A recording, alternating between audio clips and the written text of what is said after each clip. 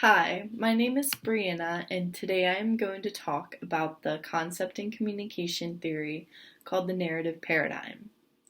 This theory emerged in 1984 and was created by a man named Walter Fisher.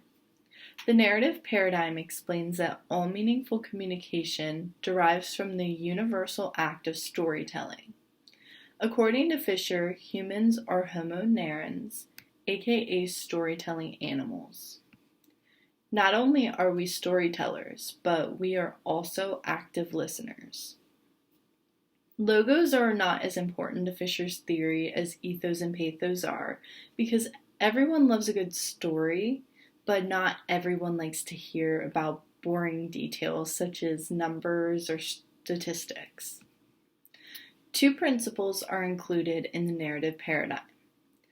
The first principle is called narrative coherence. To make the story coherent means that the story must make sense structurally to the listener, and the credibility of characters must be known. The second principle is called narrative fidelity. To achieve narrative fidelity, the listener must be able to see how the story is similar to past stories that they have heard, that they already know are true. When this is achieved, the story can ultimately alter the listener's values and beliefs. I experienced the narrative paradigm theory when I was just 10 years old. My parents and I were eating at a local restaurant that we frequented, and I just learned that we were expected to tip the waitress on top of paying the bill.